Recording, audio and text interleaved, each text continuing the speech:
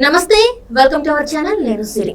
AP రాజకీయాలు heat ఎక్కుతున్నాయి. అదే టైంలో వైసీపీ నేతలు కూడా చాలా మంది పక్క పార్టీల వైపు చూస్తున్నారు. మనం ఆల్రెడీ చూస్తూనే ఉన్నాం పక్క పార్టీల వైపు ఎంతమంది వెళ్ళారు ఏంటని. అయితే ఇప్పుడు ప్రముఖంగా వినిపిస్తున్న వార్త ఏంటంటే ఇంకొక ఎంపీ కూడా టీడీపీ సైకిల్ ఎక్కబోతున్నారని అయితే మనకి వార్తలు వస్తున్నాయి. సో అది ఎవరు, ఏంటి, ఎందుకు ఇంతమంది ఇంకా వలసలు వెళ్తూనే ఉన్నారు? సో ఈ అంశాన్ని మనకి వివరించడానికి మనతో పాటు ఉన్నారు ప్రముఖ సీనియర్ పొలిటికల్ అనలిస్ట్ అంకమరావు గారు. నమస్కారం సార్. నమస్తే అండి. సార్, ఇప్పుడు చూస్తున్నట్టయితే వైసీపీకి అసలు గడ్డు కాలం లాగా అనిపిస్తుంది సార్. ఎందుకంటే రోజుకొకరు వెళ్ళిపోతున్నారు. సో ఇప్పుడున్న టైంలో చూస్తుంటే నెల్లూరు కంచుకోట లాగా ఉన్న వైసీపీ కోట కూడా బద్దలయ్యేలాగా కనిపిస్తుంది. వేమిరెడ్డి ప్రభాకర్ రెడ్డి గారు కూడా సైకిల్ ఎక్కబోతున్నారని చెప్పి మనకి వార్తలు వస్తున్నాయి. ఇందులో వాస్తవం ఉందంటారు సార్? అంటే శ్రీ గారు, ఇక్కడ ఒకటి మీరు ఆలోచించుకోండి. గత ఎన్నికల్లో చూసుకుంటా ఉంటే వైఎస్ఆర్సీపీ పార్టీకి కర్నూలు అంటే 14 స్థానాలు, కడప 10 స్థానాలు, నెల్లూరు 10, విజయనగరం 9, అంటే ఈ 4 జిల్లాలకు కలిపి 43 నియోజకవర్గాలు. ఈ 43 నియోజకవర్గాల్లో ఒక్క నియోజకవర్గం కూడా తెలుగుదేశం పార్టీ గెలవలేదు. ఈ 43 నియోజకవర్గాలు వైఎస్ఆర్సీపీ పార్టీయే గెలిచింది. అట్లనే రాష్ట్ర వ్యాప్తంగా మిగిలిన అన్ని జిల్లాల్లో కూడా ఒక విశాఖపట్నంలో 4, ప్రకాశం జిల్లాలో 4, తూర్పుగోదావరి జిల్లాలో 4 మాత్రమే వచ్చినాయి తెలుగుదేశం పార్టీకి. మిగిలిన చాట 1, 2 అట్లా రావటం కూడా జరిగింది. అంటే అంత బలంగా వైఎస్ఆర్సీపీ పార్టీ గెలిచింది. 151 శాసనసభ సభ్యులు గెలిచారు, 22 మంది లోక్సభ సభ్యులు గెలిచారు. నిన్నటితోటి రాజ్యసభలో మళ్ళీ వాళ్ళకి 11 వాళ్ళే ఉన్నారు. మరి ఇన్ని ఉన్నా వాళ్ళు ఈరోజు అభ్యర్థులు దొరక్క అల్లల్లాడుతున్నారు. రకరకాల విన్యాసాలు చేస్తూ ఉన్నారు. వాళ్ళకి గతంలో లేనివి, గతంలో మనకెందుకులే అనుకున్న వాటిని కూడా తిరిగి బయటికి, అస్త్రాలను బయటికి తీస్తూ రకరకాల విన్యాసాలు చేస్తూ ఉన్నారు. మొన్నటిదాకా దేవుడు మీరే అన్నాడు, పేదలకి పెత్తందారులకి మధ్య జరుగుతున్నటువంటి యుద్ధం అన్నాడు.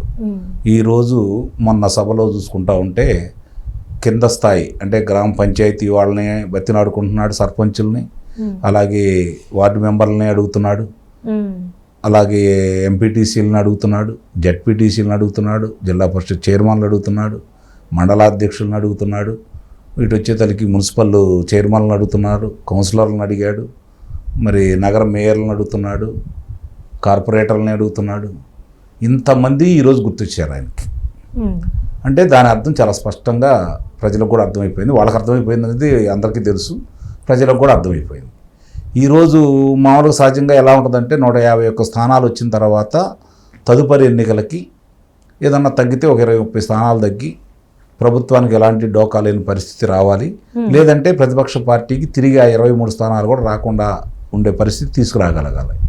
ఇక్కడ ఇప్పుడు వాళ్ళు చూసుకుంటా ఉంటే వాళ్ళ పరిస్థితి ఎలా ఉంది అంటే తిరిగి వాళ్ళకి 23 స్థానాలు వస్తాయా లేవనే భయం ఈరోజు వాళ్ళకి పట్టుకుంది. ఇక చూసుకుంటా ఉంటే లోక్సభ సభ్యుల్లో తెలుగుదేశం పార్టీ 3 గెలిచింది. ఈ తడవ వీళ్ళు 1 గెలుస్తారా అనే సందేహం కూడా ఈరోజు కనపడతా ఉంది. ఈరోజు వాళ్ళకి వాస్తవంగా కనుక చూసుకుంటా ఉంటే బలంగా మేము గెలుస్తాం అనుకునే స్థానాలు 2 కనపడుతున్నాయి. 1 కడప, 2 అరకు లోక్సభ స్థానాలు. మిగిలిన చాట వాళ్ళు కూడా అంటే 20 స్థానాలు తెలుగుదేశం పార్టీకి వస్తాయి. మిగిలిన 3 స్థానాలు నువ్వా నేను అన్నట్టు, అంటే తెలుగుదేశం పార్టీ జనసేన కలిసి మిగిలిన 3 స్థానాల్లో నువ్వా నేను అన్నట్టునే జరుగుతూ ఉంది. ఈ పరిస్థితుల్లో వాళ్ళని వదిలిపెట్టి వెళ్ళటానికి ఇప్పుడు వేమిరెడ్డి ప్రభాకర్ రెడ్డి గారి గురించి మీరు ఉదాహరించారు కాబట్టి ఆయన మరి చాలా బలమైన వ్యక్తి, ఆర్థికంగా సౌమ్యుడు, వివాదరహితుడు. మరి అలాంటి వ్యక్తి కూడా ఆ పార్టీని వదిలిపెడుతున్నాడు అంటే ఆయన అంత మానసిక క్షోభకు గురై ఉంటాడో ఆలోచించుకోవాలి. లేకపోతే అంత తొందరగా దాన్ని వదిలిపెట్టి రాడు కదా. అంటే ఇప్పుడు జరుగుతున్న పరిణామాలు చూసుకుంటా ఉంటే నెల్లూరు చూసుకుంటా ఉంటే ముందుగానే 3 బయటకు వచ్చారు. మేకపాటి చంద్రమోహన్ రెడ్డి గారు, అలాగే ఆనం రామనారాయణ రెడ్డి గారు, కోటమిరెడ్డి శ్రీధర్ రెడ్డి గారు. ముఖ్యంగా కోటమిరెడ్డి శ్రీధర్ రెడ్డి గారు, ఆనం నారాయణ రెడ్డి గారు వాళ్ళిద్దరు దూకుడు చూస్తున్న తర్వాత మిగిలిన వాళ్ళందరూ ముందుకు వచ్చేసి వాళ్ళకి సంఘీభావం తెలుపుతూ ఇప్పుడు పరిస్థితి ఎలా ఉందంటే 10కి 10 స్థానాలు తిరిగి తెలుగుదేశం పార్టీ గెలుచుకునే పరిస్థితి, జనసేన పార్టీ కలిపి నెల్లూరులో గెలిచే పరిస్థితి కనపడతా ఉంది. ఇప్పుడు దాంట్లో ఆదాల ప్రభాకర్ రెడ్డి గారు కూడా మళ్ళీ పార్టీ మారతారనే ప్రచారం జరుగుతూ ఉంది. ఇది ఎంతవరకు నిజం అనేది మామూలుగా ప్రజలు కూడా ఈరోజు ఆలోచించుకుంటా ఉన్నారు. వాళ్ళ దృష్టిలో కూడా కనపడతా ఉంది, ఓహో నిజమే కాబట్టి వీళ్ళందరూ ఇట్లా వస్తున్నారు. అక్కడ ఉన్న అనిల్ యాదవ్ గారిని తీసుకొచ్చేసి నరసరావుపేట లోక్సభకు కూడా నిలబెట్టడం కూడా జరిగింది. అంటే ఇవన్నీ వాళ్ళ కళ్ళ ముందు కనపడతా ఉన్నాయి. ప్రజల మనోగతం ఏంటో వాళ్ళకి అర్థమైపోయింది.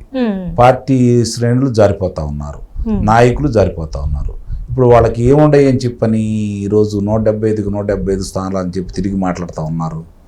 ఇవన్నీ దృష్టిలో పెట్టుకున్న తర్వాత నాయకులు ఒక్కోళ్ళు వస్తూ ఉన్నారు. ఇది చంద్రబాబు గారి యొక్క రాజకీయ చతురతే, అందుట్లో ఎలాంటి సందేహం కూడా ఏం లేదు.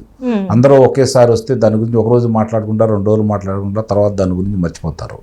ఎన్నికల సమీపిస్తున్న తరుణంలో ఇట్లా ఒక్కొక్క బలమైన నాయకుడు తెలుగుదేశం పార్టీకి వచ్చిన తర్వాత ప్రజల్లో విశ్వాసం ఇంకా పెరగటం తెలుగుదేశం పార్టీ జనసేన కూటమి మీద, అలాగే అవతల పార్టీ వాళ్ళ శ్రేణుల్లో మనోధైర్యాన్ని దెబ్బతీసేసి మానసికంగా ముందుకు గెలవటం. ఆ విషయంలో చంద్రబాబు నాయుడు గారి చాణక్యం ఇప్పుడు ఒక్కొక్కటి బయటకు వస్తూ ఉన్నాయి. మొన్నే చెప్పాడు ఆయన పచ్చూరు ఇంకులు సభలో, నేను రాజకీయ మోదురు పెడితే నువ్వెంత బచ్చాగాడివి అని చెప్పని, నిలబడగలరా అని చెప్పాను. కాబట్టి ఇప్పుడు ఆయన రాజకీయం చాణక్యం అనేది ఒక్కొక్కటి ఈరోజు బయటకు వస్తూ ఉన్నాయి. చూడాలి, ఆయనకి ఈ పొత్తుల విషయంలో చిన్న ఇబ్బందులు ఉండా కూడా అందరినీ కూర్చోబెట్టుకొని ఇప్పుడు పరిస్థితి ఎలా ఉందంటే నాయకులకు కానీ ప్రజలకు కానీ పొత్తుల్లో ఎవరున్నారు ఏంటని ఆలోచించే పరిస్థితిలో లేరు. ప్రస్తుతం ఉన్న ప్రభుత్వాన్ని దించాలనే కార్యక్రమంలోనే బలంగా ముందుకెళ్లే కార్యక్రమంలో ప్రజలు ఉన్నారు. కాబట్టి చంద్రబాబు నాయుడు గారు తిరిగి ముఖ్యమంత్రి అయితే తప్ప ఈ రాష్ట్రం మళ్ళీ గాడిన పడదు. మన పిల్లల భవిష్యత్తు, మన భవిష్యత్తు, మనం స్వతంత్రంగా బతకాలి అన్నా కూడా చంద్రబాబు నాయుడు గారి వల్లే సాధ్యం పడుతుంది ఇది అని చెప్పని చంద్రబాబు నాయుడు గారు ముఖ్యమంత్రి అనే ఒక్క నినాదంతో ప్రజల ముందుకు వెళ్తున్నారు. అయితే ఇక్కడ మీరు ఇందాక అన్నారు కదా సార్, కడపలో ఒక సీట్ వచ్చే అవకాశం ఉందని చెప్పేసి మీరు అన్నారు కదా. అయితే ఈ మంత్ అంటే ఫిబ్రవరి నెలలో చేసిన ఒక సర్వే, 2 వారాలలో చేసిన సర్వే ఏంటంటే రాయలసీమలో కూడా వైసీపీకి ఓటు బ్యాంక్ తక్కువ అయిపోయింది, కాంగ్రెస్కి ఎక్కువ అయిపోయింది, అంటే చీలిక అయిపోయింది, అక్కడ కూడా గెలిచే ఛాన్సెస్ లేవని చెప్పేసి కూడా మనకు వార్తలు వస్తున్నాయి. ఇప్పుడమ్మా ఇందాక నేను చెప్పాను కదా, కర్నూలులో ఉన్నటువంటి 14 నియోజకవర్గాల్లో ఈరోజు 10 నియోజకవర్గాల వరకు తెలుగుదేశం గెలిచే పరిస్థితి కనపడతా ఉంది. అలాగే కడపలో కూడా 6 స్థానాల దాకా గెలిచే పరిస్థితి కనపడతా ఉంది. ఇవాళ సమాచారం ప్రకారం 8 స్థానాల దాకా వచ్చే పరిస్థితి కనపడతా ఉంది. అంటే 24 నియోజకవర్గాలు ఉన్న పరిస్థితుల్లో 18 నియోజకవర్గాలు తెలుగుదేశం పార్టీ జనసేన కూటమి గెలిచే పరిస్థితి కనపడతా ఉంది. మరి నెల్లూరుకి 10కి 10 వచ్చేటట్టున్నాయి, విజయనగరంలో 9కి 9 వచ్చేటట్టున్నాయి. మరి వాళ్ళు ఎట్లా ఆ గతంలో తెలుగుదేశం పార్టీకి 23 స్థానాలు వచ్చినాయి. ఇవాళ ప్రజాభిప్రాయం ప్రకారం చూసుకుంటా ఉంటే ప్రజల ఆగ్రహాన్ని మనం బేరీజ్ వేసుకుంటే 9 స్థానాల లోపే ఈ పార్టీకి వచ్చే పరిస్థితి అయితే కనపడతాం. ఎందుకంటే ప్రజలు ఆ విధంగా ఉన్నారు. మళ్ళీ వీళ్ళకి తిరిగి అవకాశం పునరుజ్జీవం అయ్యే విధంగా వైఎస్ఆర్సీపీ పార్టీని వాళ్ళకి ఆశలు సన్నగిల్లాలి, సజీవంగా వాళ్ళ ఆశలు ఉండకూడదు అంటే 2 అంకెల స్థానాలు కూడా వాళ్ళకి రాకూడదనే నిర్ణయానికి ప్రజలు వచ్చారు. అదే విషయాన్ని వాళ్ళు నిరూపించబోతున్నారు రేపు ఓటనే ఆయుధంతో.